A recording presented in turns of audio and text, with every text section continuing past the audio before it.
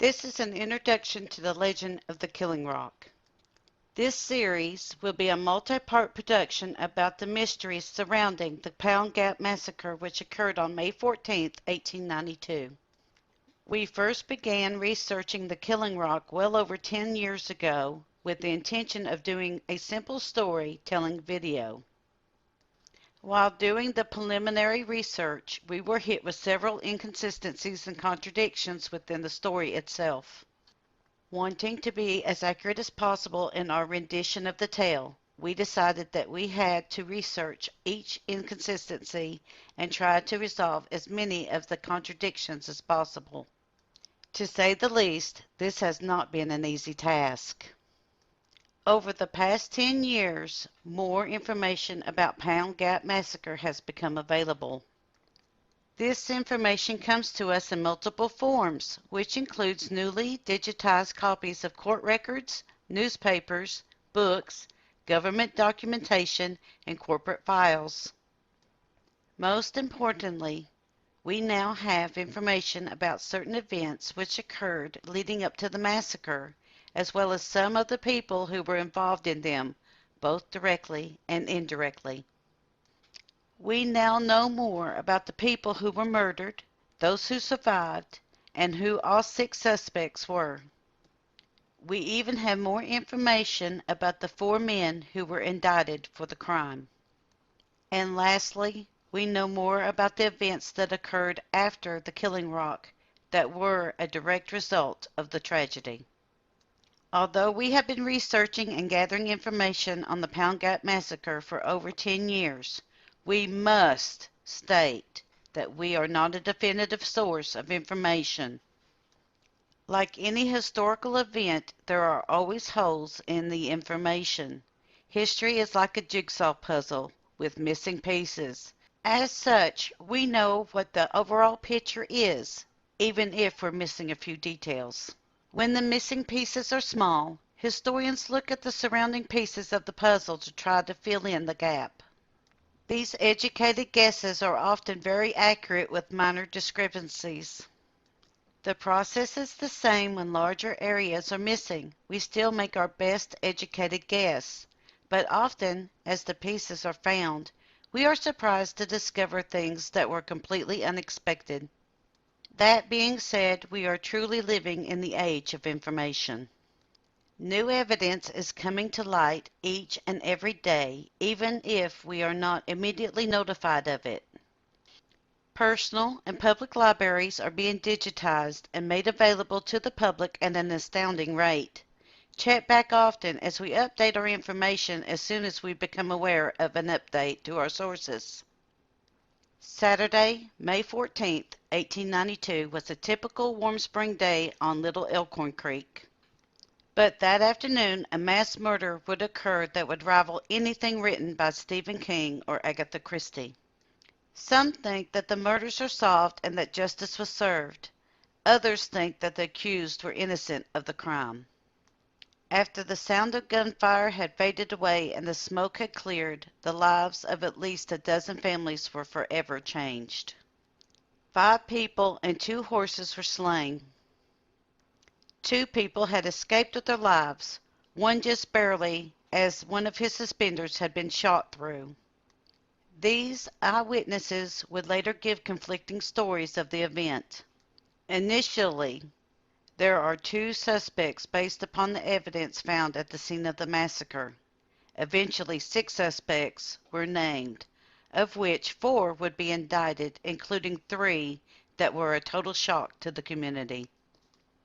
At the time, newspapers from across the country ran front-page headlines and articles about the event. So much so that it became the biggest mystery and whodunit in America. There was so much national interest in the story that newspapers from around the nation would continue to feature articles about the massacre, the investigation, and those who were eventually charged with the crime for the next 3 years. It was such a national controversy that it would rival the Hatfield and McCoy feud. The feud lasted several years and would eventually result in a Supreme Court trial. That trial would change the laws concerning bounty hunters. The Killing Rock, or the Pound Gap Massacre, has been tried and retried in the court of public opinion for 130 years. This is because in the trial of Doc Taylor, he pleaded innocent. The prosecution failed to establish a motive, and even in the court of public opinion, no clear motive of the crime has ever been discovered. There are dozens of conflicting stories about the massacre, the victims, and those charged with the crime. What we know for certain is that Ira Mullins was in Kentucky that week due to a court case over land. That morning they packed up to move Ira and Lorenza back to their home in Pound, Virginia. We know that they left at 10 o'clock in the morning but did not reach the site of the massacre until 1 p.m. as they had made several stops along the way, including one to meet Jane and Ira's mother so that she could take Mindy or Amarinda. We know that Mindy did not want to go with her grandmother and Jane insisted. Eventually, Mindy's father, Wilson, bribed her to stay with her grandmother using a can of peaches. The party of 7 crossing the mountain included John Chappell, Greenberry Harris, John Harris Mullins, Jane Mullins, Wilson Mullins, Ira Mullins, and his wife, Lorenza Mullins. Wilson and Jane were both on horseback, with Wilson leading the party and Jane following behind the party. Ira was laying in the back of the wagon as he was paralyzed. Lorenza and John Chappell were in the seat of the wagon. Greenberry Harris and John Harris Mullins were on foot walking behind the wagon. 30 minutes later, shots rang out on the mountain. Ira's son, John Harris Mullins, would run through the woods and down the mountainside towards Pound, Virginia. Scared and exhausted, he arrived in the town of Pound, Virginia, where he fell into the arms of Jeremiah Harris, screaming and sobbing about the massacre on the mountain. Jane Mullins and her horse would disappear until 5 p.m. that afternoon. No clear explanation was given for her disappearance, and conflicting stories have been told as to where she was.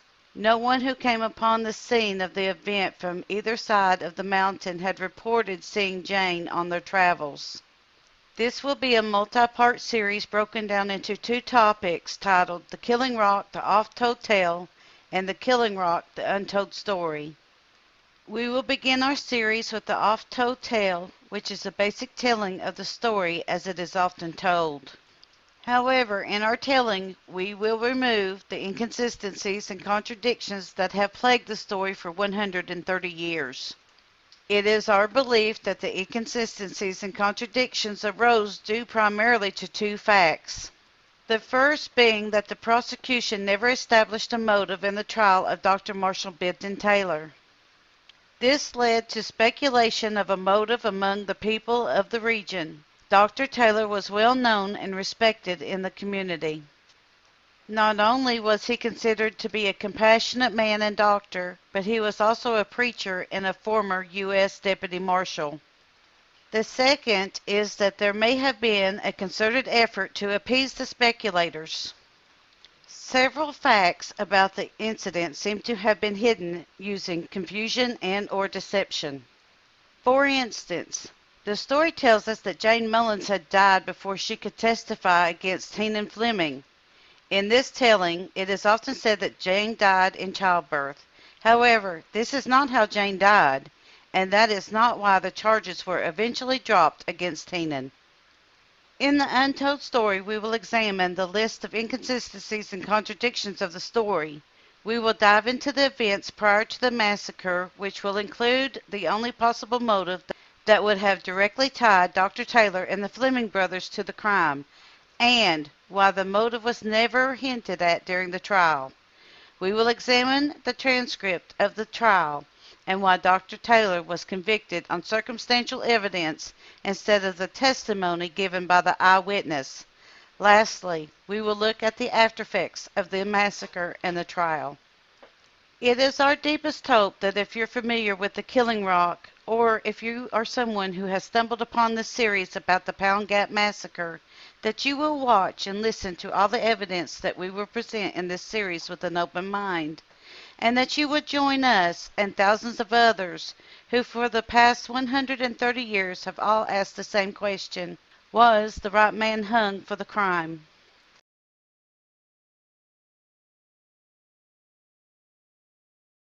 Saturday, May 14th, 1892. A frightened young man runs into the town of Pound, Virginia, looking for Jemima Harris and George Francisco. The young man is 15-year-old John Harris Mullins, son of Ira and Louisa Mullins. When he finally locates them, he falls screaming and sobbing into the arms of Jemima Harris. Between the sobs, tears, and the gasping for air, he tells them a horror story about a shooting on the mountain near the Pound Gap. John said, quote, "When the shooting started, I began to run and saw Wilson stagger and one of the horses fall." Unquote. John Mullins had one of his suspenders broken from a shot that had just missed his body. Upon examination, it was discovered that John had multiple bullet holes in his clothing, and it became clear just how narrowly he had escaped with his life. John stated that he had no idea who had attacked them because as soon as the shooting began, he had started to run. He also said that he thought he had run for about a half a mile before the shooting stopped, but he had kept running because he thought they might come after him. Jemima Harris immediately started out for Pound Gap. Along the way, she stopped at the house of Floyd Branham to have his wife Elizabeth go with her to the top of the mountain. The two women were the first to arrive on the scene. At about 10 a.m. that morning, John Mullins, along with Jemima's son, Greenberry Harris, and 6 others, had left the home of his uncle, Wilson Mullins, at the mouth of Cane Creek in Kentucky, headed towards Pound, Virginia. The party had included John's uncle, Wilson Mullins, who was leading the group on horseback, John's mother and father, Louisa and Ira Mullins, who were riding in a wagon with his cousin Mindy. Ira's handyman, John Chappell, was driving the wagon. John and Greenberry had been walking behind it, and John's aunt, Jane Mullins, was following the group on horseback. Along the way, they had stopped at a store and left Mindy, whose full name was Amarinda, with her maternal grandmother. Mindy did not want to go with her grandmother, but her mother, Jane, was insistent that she stay with her grandmother. Eventually, Wilson bribed Mindy into going with her grandmother by buying her a can of store-bought peaches. At about 1 p.m., the party had crossed through the Pound Gap and started down the mountain. As they drew near a large pile of rocks that sat beside the road, gunshots rang out. Robert Mullins, who lived about 3 miles from the Pound Gap on the Virginia side of the mountain, and John Vent Bentley, who lived in Kentucky, were also traveling that day in opposite directions. They had arrived at the scene at about 2:30 p.m., shortly after Jemima and Elizabeth. What they found was a scene straight out of the Police Gazette. A grieving mother crying over her dead son and another woman trying to comfort her. Additionally, there were 4 other bodies surrounding a wagon which was still hitched to 2 dead horses. The 2 men quickly took control of the crime scene in order to preserve it, and Bentley, who was a magistrate, started an investigation of the scene. For those that do not wish to hear about the crime scene, we have provided a timestamp in the description box so that you may skip to the next section of the story. That section will begin in 5, 4, 3, 2, 1. Mrs. Mullins was found under the wagon, shot in the chest. Additionally, it was well known that Louisa often wore a money belt, but her dress had been raised over her head and the belt had been stolen. Ira Mullins was a quadriplegic and had been riding in the back of the wagon. He had received 8 bullets in the head, shoulders, and thighs. His body was found still laying in the wagon. Ira's handyman, John Chappell, had received 6 shots. Although he had been driving the wagon and setting beside Luanza. There is no record of where his body was found. However, in an interesting historical note, it is reported that Mr. Chappelle was an African American and was buried along with the rest of the party from the massacre. His gravesite and theirs can be found under a historical marker at the Potter Cemetery, which is also known as the Murdered Man's Cemetery in Jenkins, Kentucky. Greenberry Harris, who was also in his teens, was found behind the wagon. It is thought that he and Wilson were the first to fall, and that at least one of the shots he received may have been meant for John. He received 2 bullets in the head and 1 in the heart. Wilson Mullins had received 1 bullet in his heart and was laying ahead of the wagon. There was no sign of his horse. Both horses that had been pulling the wagon had been shot and killed. The wagon itself was riddled with bullet holes. When they had arrived at the site, John Bentley and Robert Mullins had questioned Elizabeth Branham. She had told them about John Harris Mullins and the story that he had told to Jemima. In addition to being a magistrate, John Bentley owned the little store where 2 hours earlier Wilson had bought the can of peaches for his daughter. Knowing the full makeup of the party, John Bentley immediately became concerned.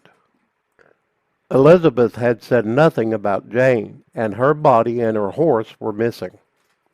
The 2 men immediately began searching for Jane, ranging up and down the mountain from the scene of the crime. Yet the body of Jane Mullins and her horse were nowhere to be found. The alarm spread fast, and many people were on the scene within an hour or 2. With each new arrival, John Bentley and Robert Mullins inquired about Jane.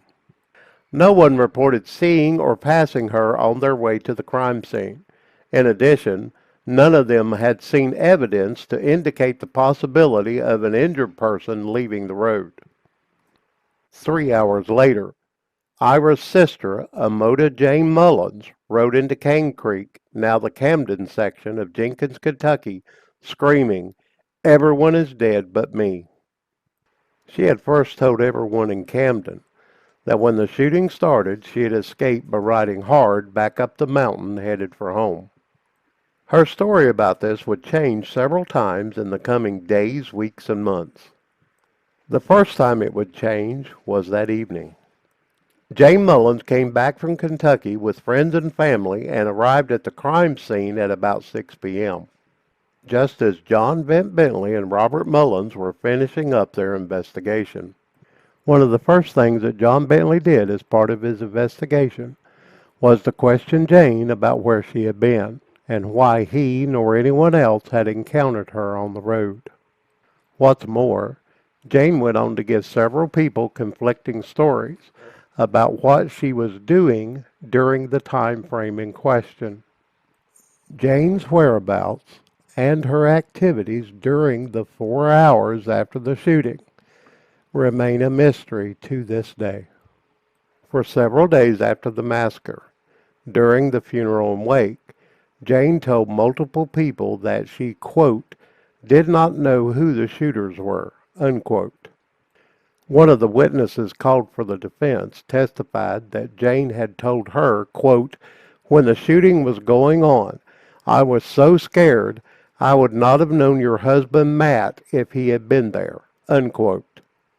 Then on May 19th, Jane Mullins would once again change her story.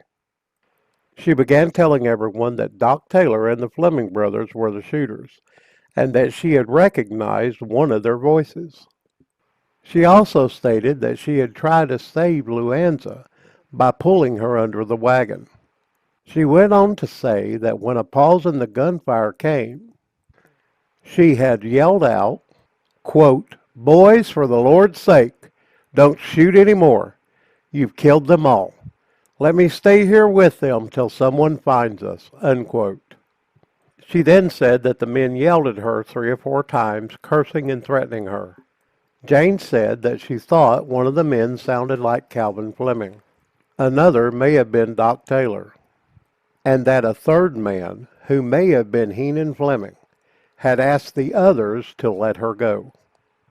Then one of the other men cursed her and yelled, quote, "Take to the road or we'll kill you too," unquote.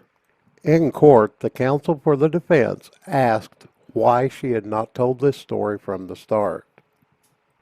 Jane replied that she had feared for her life as the Fleming brothers were her neighbors. We will cover this line of questioning and other evidence in more detail in our follow-up series, which will be titled, quote, "The Killing Rock, The Untold Story," unquote. The Fleming brothers had been running the widow Vanover's farm, as Heenan had married Catherine Vanover. In addition, it has also been said that Calvin Fleming was engaged to another of the Vanover daughters. Ira's cabin, that Jane and her husband Wilson Mullins had been living in, was on land owned by the widow Vanover. What's more, Dr. Marshall Benton Taylor was a frequent visitor at the Vanover farm, as he had been good friends with Henry Vanover before his murder. Doc had been testifying on the widow Vanover's behalf in court, as after Henry Vanover's murder, his widow faced over 100 lawsuits over the land that she and Henry had owned, including one from Ira Mullins.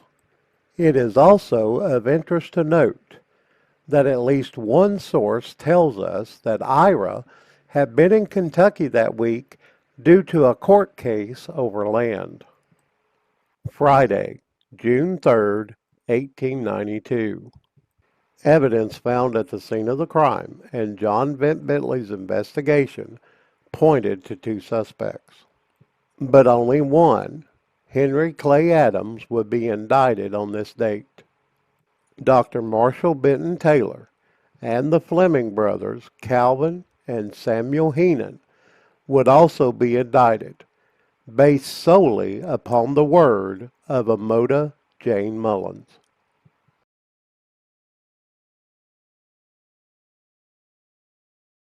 The Pound Gap Massacre was shocking on several levels. The fact that both John and his Aunt Jane Mullins were both telling everyone that they did not know who the shooters were cannot be overstressed at this time. Many of the local people had theories about who may have committed the heinous act. These theories were all based upon feuds and other past occurrences, especially Ira's business deals. 5 days after the massacre, in what may have been the greatest shock of all, was the three persons that Jane began accusing. On Thursday, the 19th, Magistrate John Bentley and Wilson Holbrook, the sheriff of Wise County, Virginia, came to Jane's home to question her on the massacre once again. The exact subject of the conversation is unknown. However, it is recorded that upon arrival, Magistrate Bentley basically advised Jane about her Miranda rights. It is also recorded that after the conversation and just before leaving, Jane is told by Magistrate Bentley to, quote, "Tell no one who they were until you have been taken into custody," unquote. However, rumors about Doc Taylor and the Fleming brothers ran rampant in the community over the next 10 days. On the 29th of May, Judge H. A. W. Skeen sent a group of armed men to Kentucky and took Jane and John Mullins into protective custody that would last 6 months. A few days later, just over 3 weeks after the massacre, 4 indictments went out. After the initial investigation, John Bentley and Robert Mullins named 2 suspects based on the ammunition cases that were found at the scene of the crime. Those suspects were Henry Clay Adams and James Potter. On June 3, 1892, warrants were issued for Dr. Marshall Benton Taylor, Henry Clay Adams, and Cal and Samuel Heenan Fleming.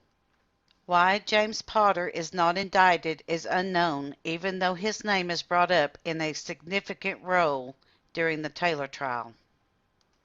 On June 9th, Judge Lilly, the circuit judge for Perry and Letcher counties in Kentucky, issued a statement. If Taylor and the Fleming brothers set foot in Kentucky, he would send out a party to hang them without judge or jury.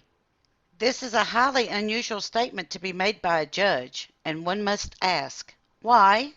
Sometime after June 3rd, but before Doc Taylor was arrested, Henry Clay Adams went to Gladeville, now Wise, Virginia, and turned himself in. Again, it is important to note, and we cannot overstress the fact, that although the four men were indicted on June the 3rd, no arrest warrants have been issued for them. Henry Adams and James Potter were named as suspects because of, quote, a neat pile of shell casings, unquote, found at what is now being called, quote, the Killing Rock, unquote, by the local people. These shell casings were 44 caliber, rim-fired, and stamped with the letters U.S. John Vent Bentley and Robert Mullins mistakenly thought that only a certain type of government-issued rifle used this ammunition. These rifles had been used in the Civil War, and although they were supposed to be turned in after the war, many of them were not. Henry and James were both known to possess one of these rifles. We will discuss these rifles and the ammunition casings found at the crime scene in greater detail in the second half of our Killing Rock series titled The Untold Story, Doc's Gun. In addition to the shell casings, Henry Adams was thought to be a suspect because at the time there was a Mullins-Adams feud.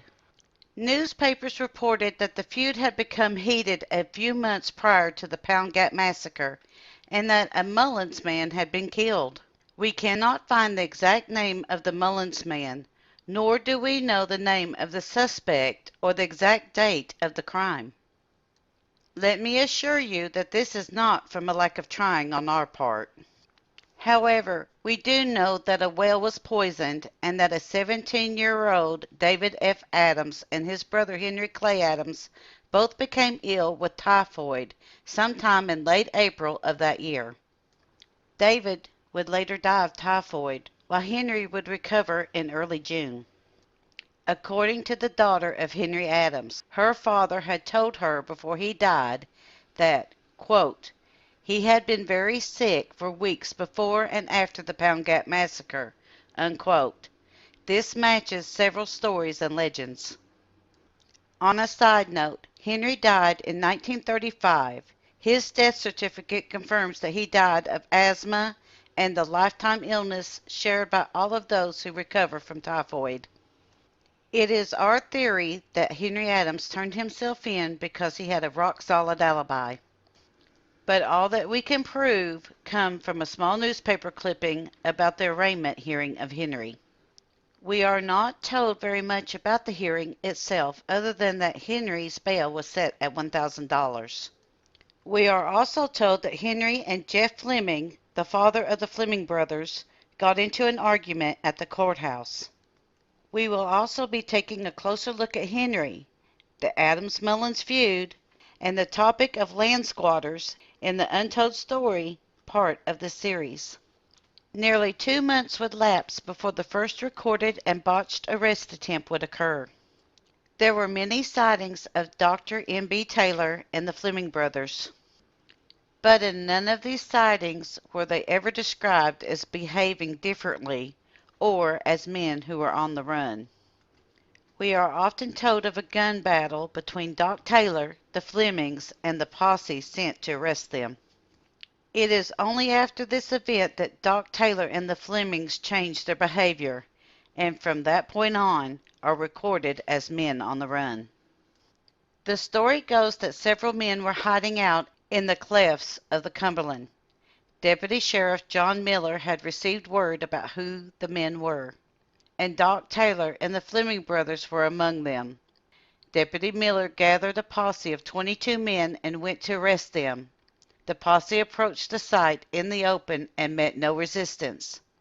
But according to court testimony, one of the deputies slipped in the mud and his gun went off. This started a battle that ended with Henry Fleming being gravely wounded, but there are no deaths or arrests that day. But this story is not what happened. Dr. Taylor and the Fleming brothers were at the cliffs of the Cumberland, and the word received by the sheriff was from the three men. Again, we must point out that at this time there had been no arrest warrants issued for Henry Adams, Doc Taylor, or the Fleming brothers. It is also important to note that several stories tell us that Henry Adams was at the cliffs of the Cumberland the time of this botched arrest attempt. If this is correct, it means that Henry was out on bail. Why he would be there, we have no idea. But if he was, it sheds a new light as to why Henry went into hiding for 8 years, until the charges against him were dropped in 1901. Newspaper articles from around June 9th tell us that the Fleming brothers and Doc Taylor sent word to Sheriff Holbrook, telling him where they were. This, in fact, would be the first of 3 such letters. In this letter, they state that they will come peaceable, with the condition that they will be allowed to turn state's evidence. The sheriff replies by telling the newspapers that he is too busy to be bothered in an escort at this time. But on July 17th, Sheriff Holbrook sent a posse, led by one of his deputies, to the cliffs of the Cumberland to escort Doc Taylor and the Flemings to Gladeville and the Wise courthouse. The leader of the posse was not Deputy Miller. In fact, we do not know if Deputy Miller ever existed or if he is just a fabrication used to cover up what actually occurred. The leader of the posse was a man by the name of R. D. McFall, an enemy of Dr. Marshall Benton Taylor. This is corroborated by the court record as Sheriff Wilson Holbrook is called as a witness by the defense to testify about the botched arrest attempt. The sheriff had testified that he had appointed R. D. McFall a deputy after McFall had asked to become one. The sheriff went on to state that he had only found out that McFall and Taylor were enemies after the shootout. R. D. McFall and Booker Mullins would both testify that Booker had slipped in the mud and his weapon had discharged. Both testified that Doc Taylor and the Flemings only began shooting at them after Booker's rifle had discharged. Both had tried unsuccessfully to express that Taylor and the Flemings opening fire upon the posse was in some way a surprise to them. Both received a scathing reprimand from the judge. In the letter sent to Sheriff Holbrook by Doc Taylor and the Flemings, they had stated that they had feared for their lives, and that they had been set up. This is corroborated in statements made by Taylor after his arrest. It must be stated again that at the time of the shootout, no arrest warrants had been issued for Henry Clay Adams, Dr. Marshall Benton Taylor, or Calvin and Samuel Hennon Fleming. After this shootout, the 3 men, and Henry Adams, if he was there, believed that the lawmen were not interested in arresting them, but rather sought their deaths. It is at this time that all 4 of these men officially went on the run. Dr. Taylor would make his way back to his home in West Virginia and hide out in his attic. The Flemings went into hiding, and it would be nearly 2 years before the brothers were found. And as we already stated, Henry Adams went into hiding for 8 years.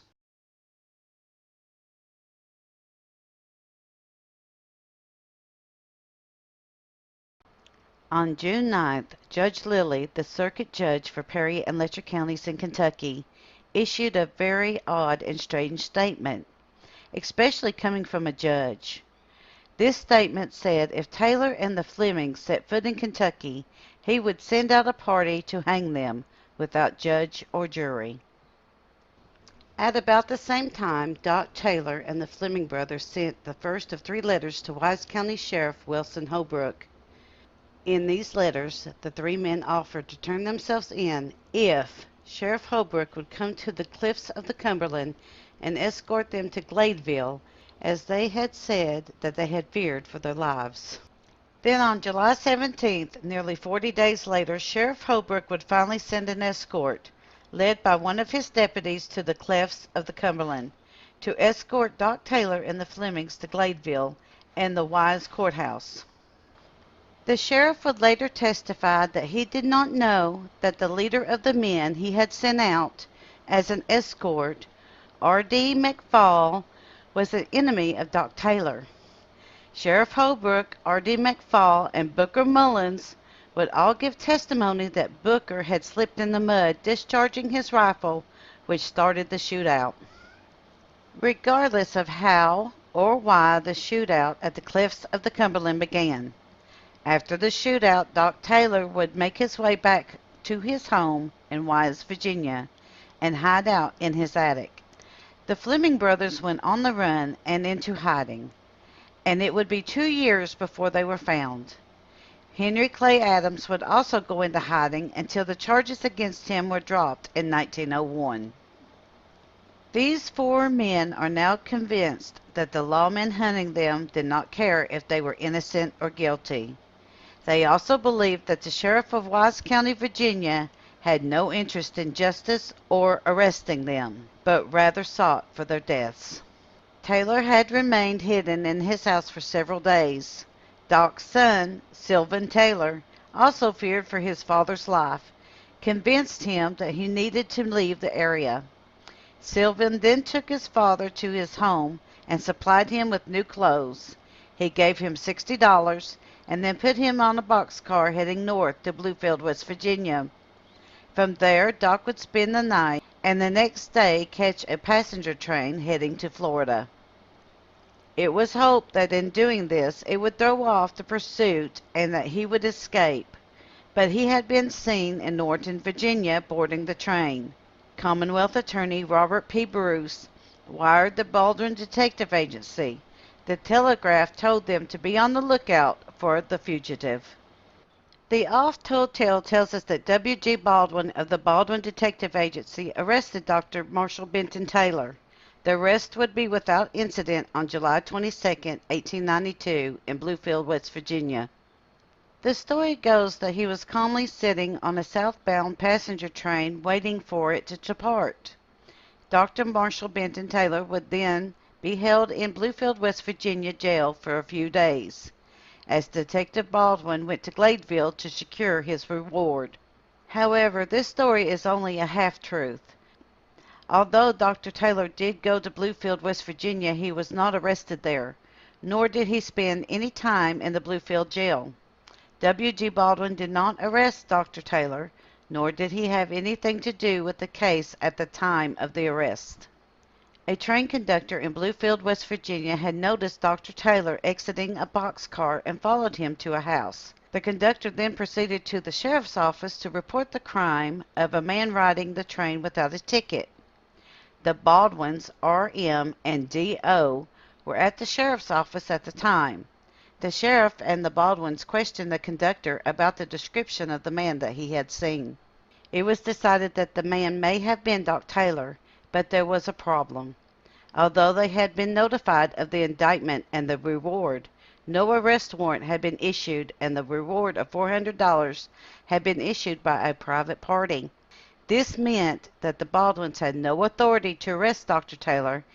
The Bluefield, West Virginia sheriff refused to arrest Taylor on their behalf, as Taylor could easily fight the extradition under these circumstances. R.M. and D.O. Baldwin then notified the sheriff of Giles County, Virginia, about Taylor's presence. The Baldwins then kept watch on the house all night. In the morning, Giles County Deputy Sheriff Mulshan arrived just as Taylor was preparing to board the southbound train. But at this point, the 3 men were in doubt about the identity of the man they were following. During the night, Dr. Taylor had changed his appearance. The man was clean-shaven. Instead of his customary black clothes, he was now wearing the clothing that Sylvan Taylor had provided for him and carrying a doctor's valise case. While waiting for the train, the man they were following seemed to be nervous and was behaving suspiciously. Deputy Mouchon and the Baldwins boarded the train shortly after Taylor and kept him under surveillance until they had reached Pearisburg, Virginia. As the train pulled into the station, the 3 men quickly surrounded Taylor, who surrendered to them with no resistance. According to the Clinch Valley News, dated July 22, 1892, Dr. Taylor readily admitted his identity. When searched, $80 was found on his person, and his valise case contained his Colt .45 pistols and various surgical instruments. Dr. Taylor would be briefly held in Giles County until the arrest warrant could be issued by the Giles County Court. As far as we can determine, this was the first arrest warrant issued for a suspect of the Pound Gap Massacre. The question immediately arises as to why an arrest warrant was never issued in Wise County. This fact must have been asked by the Baldwins as well. We know this because the newspaper tells us that Doc Taylor was placed into custody of R.M. and D.L. Baldwin after the arrest warrant was issued. The Baldwins then boarded a train headed back to Norton, Virginia with Dr. Taylor in custody. But in Tazewell, Virginia, D.L. Baldwin would exit the train with Taylor and lodge him in Tazewell jail for several days, while R.M. went on to Norton, Virginia to verify the $400 reward. The Clinch Valley News tells us that Taylor proclaimed his innocence after his arrest, while the Clarksville, Tennessee newspaper, the Daily Tobacco Leaf, tells us that Taylor insisted that he and the Flemings were framed and that he begged the Baldwins not to take him to Wise County as he felt that his life was forfeit should he be returned. Ultimately, Dr. Marshall Benton Taylor would be returned to Wise County and interned in the county jail on the 26th of July, 1892. Then on August 2nd, Dr. Taylor would then make his first appearance in court to face the charges as stated in the indictment issued on June the 3rd. That indictment against him was immediately quashed and thrown out by the court. The Oft-Told story says that this was for an unknown reason, and that original indictment against him had been lost. But we will discover in the next video that story isn't exactly true either.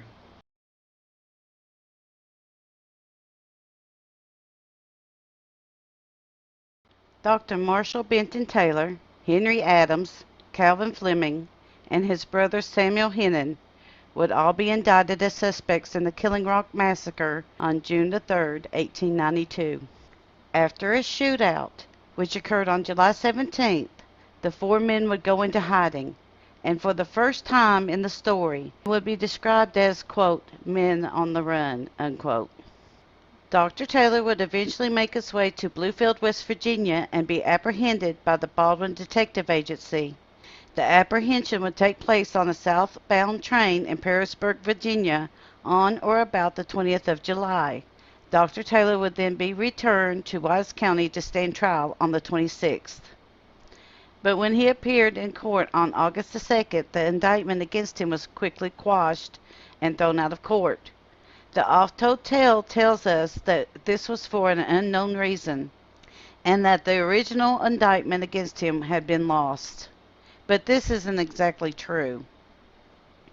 In his book, Charles Johnson asserts in the 22nd chapter of his book that Dr. Taylor's defense moved to have an indictment thrown out because one of the original grand jurists owned a gristmill. At that time, Virginia law forbid industrialists from serving on juries. This matter was placed before a jury which returned a verdict signed by the jury foreman, J. M. Hamilton. The returned verdict stated that J. W. Stewart was not the owner or proprietor of a gristmill, and the effort by the defense was quashed. Then the defense moved to have the indictment thrown out, and the motion was sustained, and the indictment was quashed for an unknown reason and thrown out of court. Charles Johnson maintains that no one alive remembers the reason. However, thanks to digitalization efforts made over the last 10 years, we now know why the original indictment was thrown out, and it had to do with jury foreman Hamilton. After the jury returned the verdict on the issue of J. W. Stewart, and the defense filed a second protest stating that J. M. Hamilton was a journalist and that he had served on the grand jury at an earlier date that year. We know this because we were able to find a digital copy of the writ of protest made by Dr. Taylor's defense team. The protest was written in pencil, but the notes made on it by the county court clerk was written in ink. The clerk notes and the second objection was dropped. The only reason that such a protest would be withdrawn is if the original indictment was thrown out. A withdrawal of this type allowed the court to proceed. Charles Johnson and the Oft-Told tale seems to collaborate that the original indictment was lost. But when examining Mr. Johnson's book, he dictates an indictment with a 2-count charge. We are also told that the new indictment was, quote, handwritten, unquote. We found a copy of the original indictment. It turns out that Mr. Johnson gives us an indictment with the wrong date. As it turns out, in 1892, a new grand jury was appointed on the 26th of each month, and it just so happened that on the 26th of July occurred on a Tuesday, just as it did in May. Mr. Johnson is correct. There is a missing indictment, but the indictment that is now missing but recorded by him is the handwritten second indictment. So why the mix-up? What's going on in Johnson's book and the Oft-Told tale? The original indictment charged that Dr. Marshall Benton Taylor had lain in ambush in a rock pile that lay near a roadside of which was then known as Pound Mount Sterling Road. It went on to charge that about 1 p.m. he and his compatriots attacked and killed the Mullins party. In Dot Taylor's indictment, the charge stated that the attack was carried out using a certain gun. Here lies the problem with this indictment, which is corrected in the second indictment written by Robert Bruce. When he had been apprehended, Dot Taylor had in his possession his 2 Colt .45 pistols. These pistols had been entered as evidence against Taylor. When the new indictment was written, the only difference between the 2 indictments is that the new handwritten indictment says that Taylor had used his pistols. But there is a further problem with the second indictment that did not appear until the September trial. Dr. Marshall B. Taylor owned a pair of Colt .45s, which are a center-fire weapon. The shell casings, which are found at the crime scene in a, quote, neat little pile, unquote, were by this time thought to have been carelessly discarded when someone had reloaded a pistol. However, those shell casings were from a rim-fired weapon. We will have more about this in the Killing Rock Untold story about Doc's gun. After Commonwealth Attorney Robert Bruce obtained a new indictment for the July 26 grand jury, Dr. Taylor's defense moved to have the trial moved to a circuit court, and the trial date was set for September the 5th. It is our belief that Taylor's defense made a grave error in doing this. We will also cover this in the Untold story. Dr. Taylor would be found guilty by a jury in the September trial, but not on the testimony of Jane Mullins. During the trial, Jane was hammered by the defense over her 4-hour absence immediately following the massacre. She would face testimony from friends and family over a multitude of contradicting statements that she had made to them. In the end, Jane would break under the questioning and admit that she was a liar, thus perjuring herself. Ultimately, Doc Taylor would be found guilty based on the circumstantial evidence of the shell casings found at the crime scene and his rifle. We think that when Charles Johnson was doing the research for his book, he never saw the handwritten indictment. Instead, we believe that the court clerk prepared a copy for him combining both indictments and telling him that the original was lost. The reason for this could have been an attempt to cover for what occurred in the trial with Doc's gun. This concludes the Killing Rock the Oft-Told Tale series. We would like to thank you for watching this presentation. While there are subjects that we have not touched upon in this series, such as the trial, the appeal, and the hanging, we feel that the topics deserve an in-depth investigation for the past 130 years. These events have been oversimplified in the telling. These and other topics will be covered in our next series, The Killing Rock the Untold Story. We thank you for continuing to support Kentucky Tennessee Living as we bring to you the history of the Appalachian Mountains. We remind everyone that the story names of Killing Rock, The Oft-Told Tales, and Killing Rock, The Untold Story are both under Kentucky Tennessee Living copyright.